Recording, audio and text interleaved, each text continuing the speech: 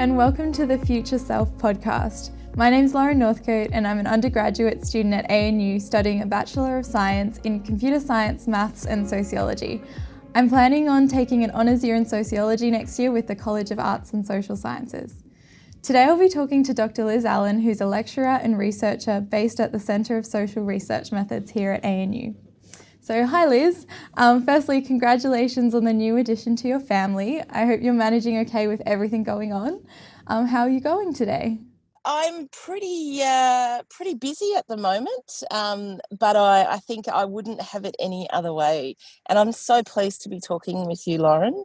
I really enjoy our conversations and having the opportunity to learn about the things that you're doing and on your career pathway. And I'm so pleased to hear the sociology honours. That'll be really exciting, I think, both from a discipline point of view, that we get to share your wonderful intellect in the social sciences.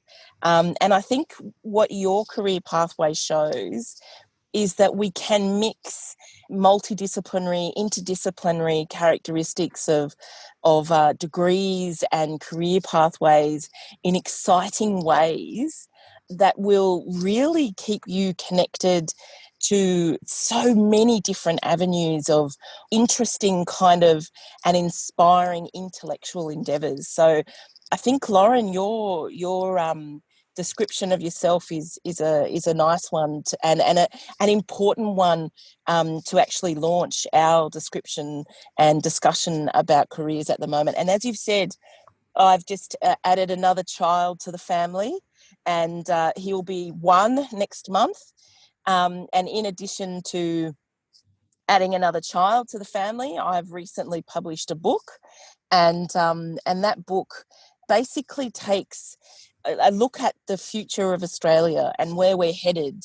And it's a bit of a call to arms, if you like, to get angry about the future and direct that anger in a positive way to demand change for future generations, to ensure that Australia is fair and carries the principles of equality forward. So yes, I've been pretty busy the last 12 months, but I think my experience of the world, juggling teaching, family, and other intellectual endeavours, is a good kind of description of what one can expect when they take on a degree such as mine and perhaps such as yours, Lauren.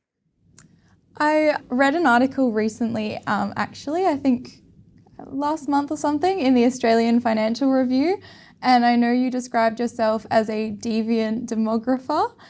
Could you go maybe a little bit more into why you described yourself this way? Yeah, so do you know what? I'm going to be brutally honest. I stand out. I stick out. I'm not the norm. I'm not the average. And if we look at social science literature, a deviant case is one that's not the same to the rest. It stands out. It's an outlier, right? That's me. I stand out. I'm not the average. I'm different in nearly every way possible. And in the beginning of my career and in the beginning of my undergraduate study, that was horrifying. I stood out. I stood out because I couldn't afford clothes and shoes that matched what everybody else at university was wearing. I speak differently. I have a bit of a yobbo twang, if you like. That's my accent for life. And I would say things in tutorials in my undergraduate study at Macquarie University that would out me, as someone from the western suburbs of Sydney that had to travel a long way to study. And so I always thought, this difference, it constrained me and it made life very difficult. It was very isolating. I didn't have friends and I felt almost like I wasn't worthy of being there because everyone else was wealthy and spoke the right kind of accent or twang and wore the right shoes. And, I had a nose ring and had sneakers that I'd bought from Big W and and clothes that I'd picked up at op shops and made to suit my body shape, or made them add little bits to it to make them look more cool, right?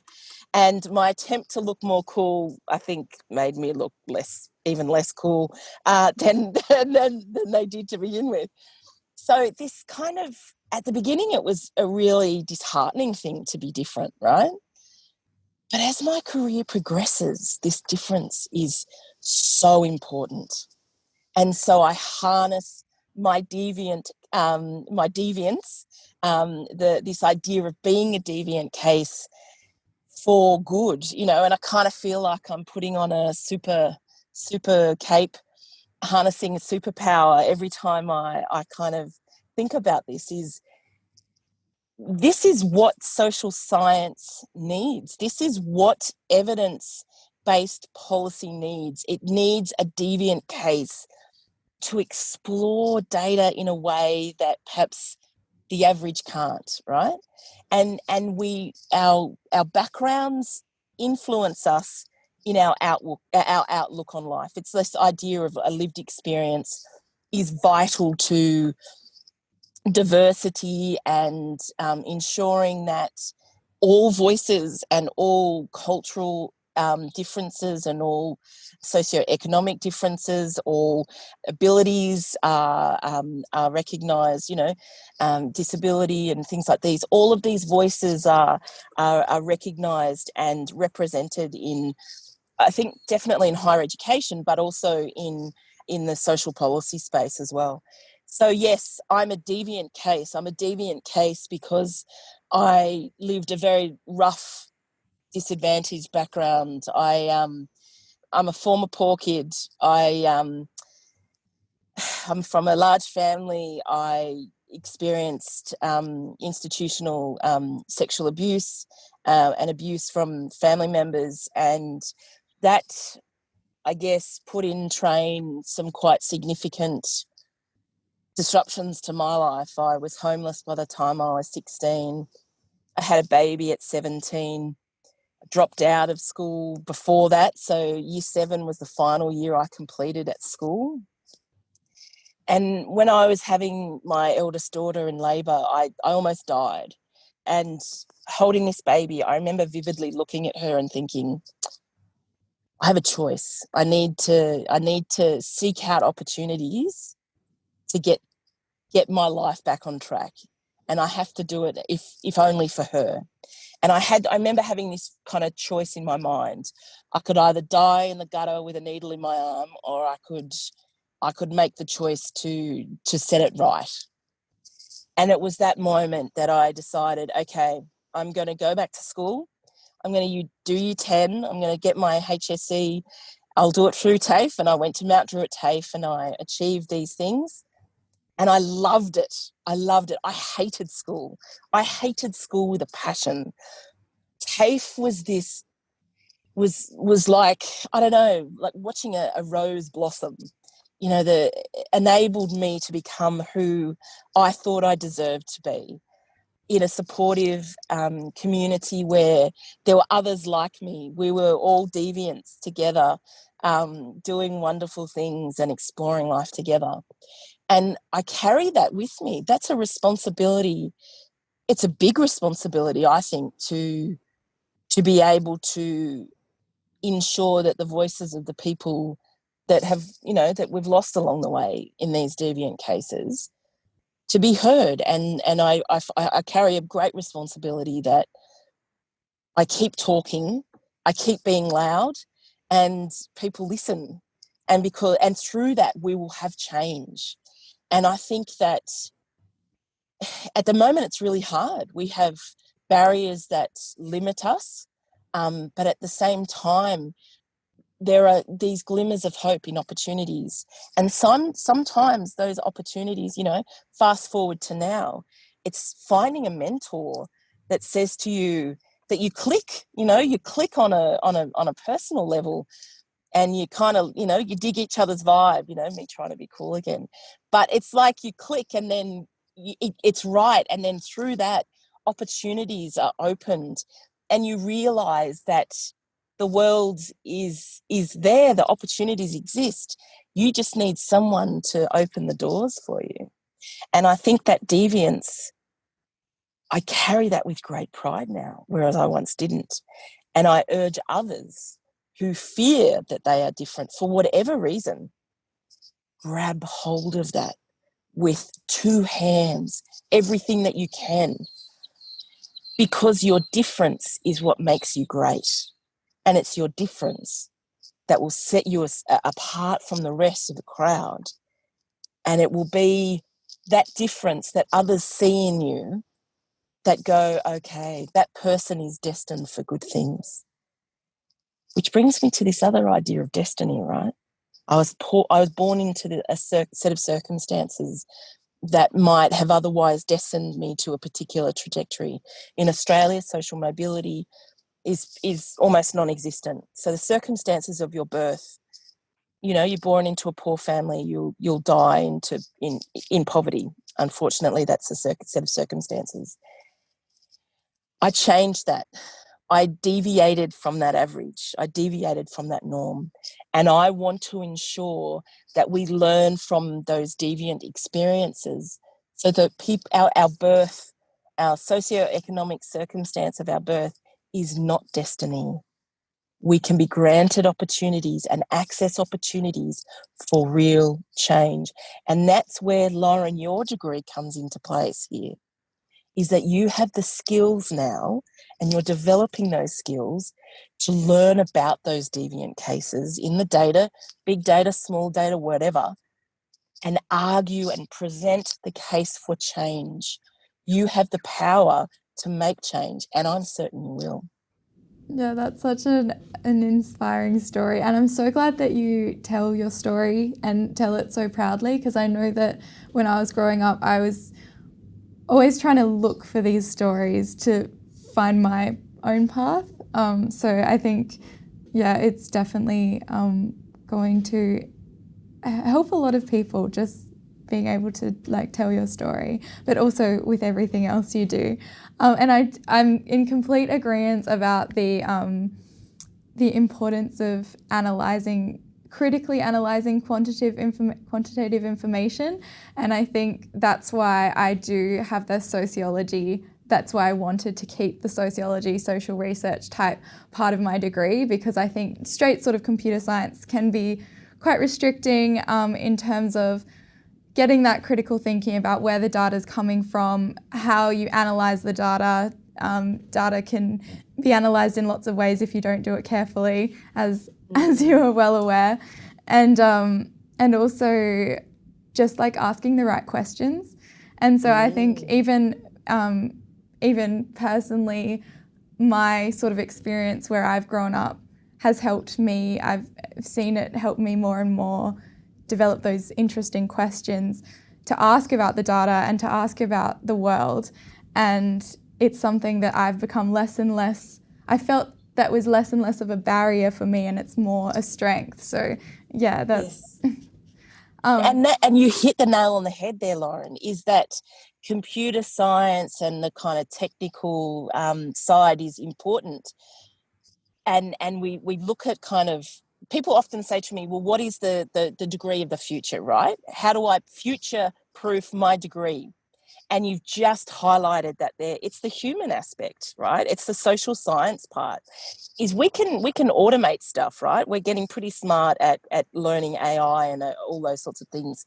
But when it comes to the critical thinking, the lived experience, and our knowledge about the world, and then our knowledge about the world to then know what questions to ask, what things to seek answers to, that human element can and will never be replaced. It cannot and never will be replaced. And that's the importance of the social science aspect in in intellectual investigations, but also degrees. Yeah, definitely. How did you first discover that demography and social research was your field that called to you? Yeah, this sits nicely along the lines of the my kind of deviance. Is that I remember it was my first year degree, first year of my undergraduate degree. And I was doing a social science, a Bachelor of Social Science at Macquarie University, and I had to fill an elective unit.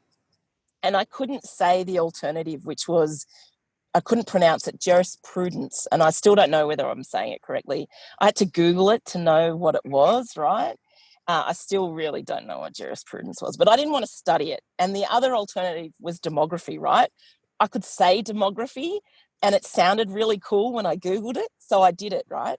I didn't have the money to pay for the course materials. So I had to ensure I was at every single lecture, right? Every goddamn lecture. And it was in that lecture, because it was formulas and, so I had to write down everything. And in those days we had overhead projections of slides and things like that. So it was really, look, it was the dark ages, let's be honest. And but I was sitting there and I realised that demography was like the answers to the world. It held the secrets to my experience, right? It was like, finally, wow, I'm not in the circumstances I am. I'm not a poor kid, scrambling for clothes at op shops and picking up sneakers that are like lookalike knockoffs for nothing. It's not because of my deficits, right? I'm not the problem here. Society is the problem. And demography was like the secret language that I needed to learn to speak, to be able to understand myself, to be able to understand the world, and more importantly, fix it, right? Demography helps us understand us. It helps us understand where we've come from, the story of our lives at a family level, at a community level, at a national and at a nation level. And the social science elements of social research and things like that are the tools to be able to then use that knowledge to then create evidence, gather evidence, to then inform change.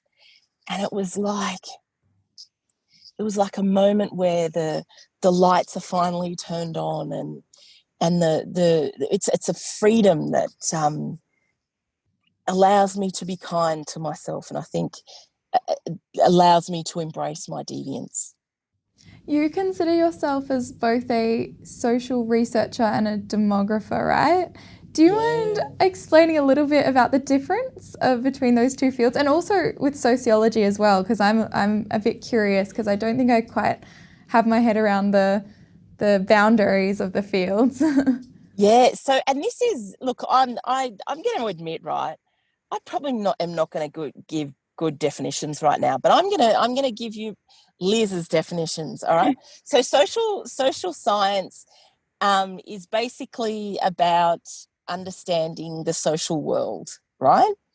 Sociology is understanding the discipline of sociology is kind of understanding the social structures within the social world, right? And demography is about understanding and quantifying, typically, and understanding the composition of populations. And demography definitely has elements of sociology, anthropology, history, and all those sorts of things, but it's a discipline in its own right. So as a sociologist, if you were to call yourself a sociologist, you would be a social scientist as well. I use both the social scientist label as well as demographer, because a lot of people don't understand what a demographer does. And if they do understand what a demographer does, they think it's just about immigration, births, deaths, and counting things, right? And my work is way more than that, right? So I kind of bring the two together and say I'm a social scientist, in that I'm a demographer first and foremost, and I use the principles of social science to help understand the dynamics of change, of population, and and all that entails. So family structures, opinions and attitudes that people might have, survey design, questionnaire design, interviews, qualitative, quantitative. And that's the other thing. Demographers are typically quant driven, whereas I go both ways. I'm both mixed and I'm mixed. I'm quant and qual, and so that's why I think by saying a social scientist, I soften the public perception that demographers might be boring and just only into numbers. So yeah, really, I think the other thing too is throughout my entire undergraduate degree, I kept thinking, what am I, right? What do I call myself? How do I present myself to employers? Like, I had no idea what I was until a mentor of mine said, Liz, you call yourself a demographer because there are too few of us. I've gone, okay, that sounds right. I'll call myself a demographer because I was too afraid at the end of my degree to call myself a demographer because in order to be a demographer, you've got to be like fancy and really, really smart and like earn lots of money. And I didn't think I was any of those things. So I was afraid to call myself a demographer. It wasn't until someone more senior said to me, that's what you are, Liz. And I think that I see this in undergraduate students. They don't know, they're afraid of embracing that about themselves. If you're doing a sociology degree, you're a sociologist even before you finish your degree, all right? Start calling yourself that, own that title. If you are doing a social science degree, you are a social scientist even before you finish your degree. Own that title. You deserve it. And I think that we're so concerned about not, that imposter syndrome captures us and traps us in a really vicious cycle of fear where we don't think we're good enough, even though we're probably experts and maybe even the best at it, right? So if you want to call yourself a STEM specialist, you call yourself a STEM specialist. You've earned that credential. If you want to call yourself a social scientist, you do that because you've earned it. And don't wait for some stuffy old bloke to tell you that that's what you should be. Look for people, look for mentors in your area and ask these questions. What do you call yourself? What does that mean? I think these are important questions, Lauren. Yeah, definitely. I think personally, I've started considering myself to be a computational sociologist. And because of actually owning that label, I've sort of signed up for a bunch of academic mailing lists, which means I get all the information of what research people are looking for, which is very interesting. I feel sort of part of a field, and it's sort of opened up a lot of opportunities to understand more about the field, I guess, and who's working in it, which is pretty exciting. So I do definitely agree with that. That's been something that's helped. You found your community. You found, and that's, I think that was the other thing about this kind of deviance case, right? Was that I didn't feel I had a community. I didn't feel I belonged. And actually, I did belong, but I belonged in a group that I was trying to avoid belonging to because society had told me it wasn't the right group. And what you've demonstrated just now, that you've signed up to these lists, I think that's so exciting, is seek out opportunities to, because they exist, but if they don't exist, you create them. And I know that about you, Lauren. I know that you've created opportunities so that others don't have to feel alone in the world. And I think that that's so exciting, is if a society or a group doesn't exist, create it, because there are other people that want to be part of that. They want to be with you. And I think that, that's the secret sauce, if you like, the secret herbs and spices to success. I think you've just hit the nail on the head there, Lauren. No, that's a good way to put it about creating that group. I like that. Yes. Yeah. Just so listeners can get an understanding of sort of what you do day to day. I know you have wear lots of different hats, and you research, teaching, consulting. I always see you in media appearances, so it's probably quite hard to summarize. Could you maybe tell us a little bit about how your typical day goes? My typical day, it varies, but as you've rightly pointed out. So I'm an educator. I teach postgraduate, undergraduates in research methods. I research population dynamics and other things that are of interest to me based on my history, and I do a lot of media. So going back to this idea of kind of this deviant case, is what motivates me is kind of explains this kind of frenetic difference and kind of mix of kind of varied things that I do. I remember once going for a job interview, and it was early in my career post masters, and someone said to me, you kind of, can you explain your CV to me? It looks really odd that you're doing a lot of different things. And I remember thinking at the time, this fancy person's criticizing what I'm doing, and I froze and I couldn't explain it. And in hindsight, I should have explained it like this. I do things every day that keeps me interested, but also that helps other people understand the world around them. So I teach, I do research, and I ensure that I communicate my work and the work of social scientists everywhere, so that people, no matter where they are, no matter their education background, feel that they can be involved. So I speak to news journalists, print media. I do TV interviews and the like. I do radio interviews, and I use social media as a way to invite people into a community that they might feel that they either don't belong or don't know how to gain access to, either because of money or educational background. And I, more importantly, want to be the person that people can see, so that they can aspire to be something. And if it means that it just means that they can be a loud kid that makes noise, or that they can be a strong woman in a man's industry, whatever.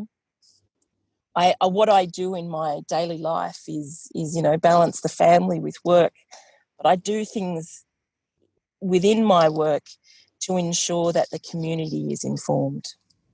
That leads me on to the next question. You have this amazing career, you're in the media so much, amazing academic, you're raising a large family. How do you do it? I think I'm a little bit, look, I think my brain works differently. I think I definitely would describe myself as being not neurotypical, and I think that often when we see people that are not neurotypical or a little bit different than the average, we assume that there's something wrong with them. And I have a very, very loving partner, and we've been together for a long time, and we raise our children together, and share the stresses of that. And I think that has enabled me to focus on my career and to focus on what I think needs to be discussed in the public arena. I do policy relevant research, and I surround myself with strong women and strong people who share a common background or a common interest. And that keeps me going. It keeps me enthused. And the idea that I could potentially see this inequality or unfairness in this country gone by the end of my lifetime, that's what keeps me going. I want to ensure that my kids are granted opportunities, and their children, that no longer will it be the circumstances of your birth that determines your success. It will be how hard you work. I might wrap it up with one last question. If you're a young person like me who is interested in this field of social research and want to be like you one day, what would your main pieces of advice be? You know what? And I feel very humbled that you would think that I'm an expert or think I'm wonderful or great or even, a senior, because I don't feel that, which I think is an important thing to share, that even when you think people have made it, they often feel that they haven't made it themselves. That's an entirely different podcast. But in terms of what would I recommend? Do you know what? When I was starting out, I really needed support. I really needed someone to talk to and a group to share common values and common things with. So what I would say to you is, if you see someone on staff at the ANU that's doing something great, or someone in your class that looks like they're doing something great, just approach them. Go and talk to someone and say, this is what I'm looking for, or this is what I'm thinking. Start talking to people even before you finished your degree, because the odds are, or even before you've started thinking about a degree, talk to someone, send an email. Academics love to receive emails because it boosts their ego, let's be honest, right? So seek out opportunities to talk to people. Send an email to that person you think is wonderful and get the conversation started. You'll find academics' email addresses publicly available on the ANU website. Drop them a line, ask them how things are going, and seek advice. You might find that that's just the right thing that you need to find a mentor, to find someone that's going to kind of show you the way and help you follow a path that you perhaps didn't know about but now do, and it's the secret to your success. Yeah, I guess I would want to agree and echo that for students listening, as it's definitely been something so valuable in my experience. Once I got the courage to reach out to lecturers at ANU, I've found myself with so many exciting opportunities. I was actually in a meeting yesterday with the Vice Chancellor, which was very exciting, and that was through support that I had from ANU lecturers and sort of creating my own steps to how to improve things at the student experience at the uni. So definitely don't be scared. You're never not good enough. There's no barrier to speaking with other people at the university, and I would definitely agree that that's a wonderful piece of advice. Excellent. And the VC, Lauren, I'm so jealous. Go you. Well done. I love that. I love it.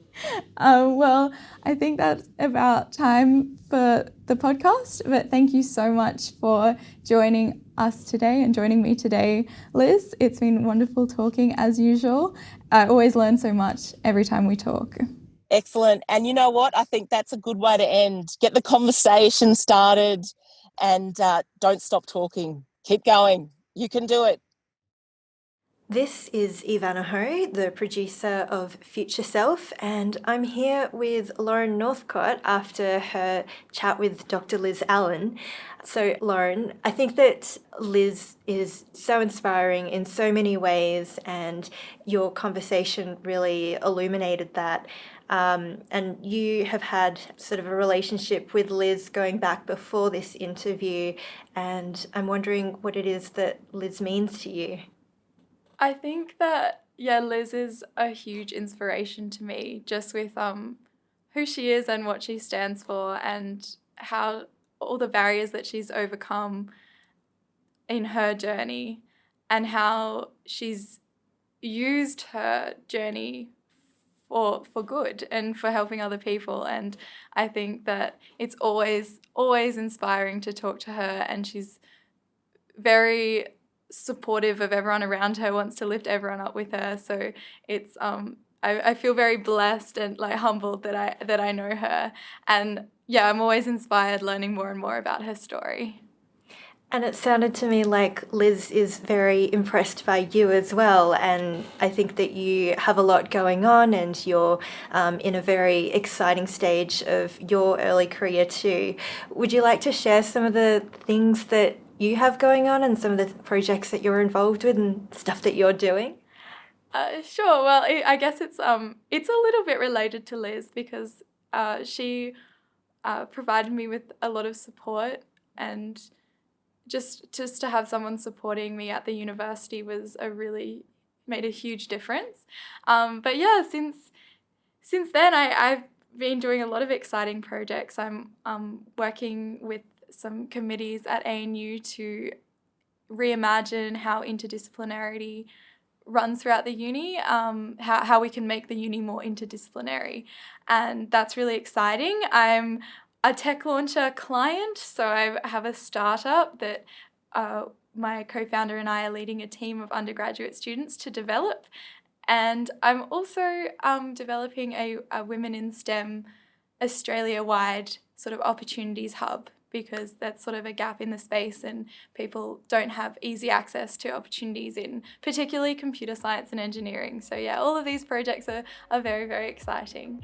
Well, I wish you all the best for all of that. It's really cool that you're doing all of this at the point in your studies that you are. Thank you so much for talking to Liz for Future Self. Thank you so much.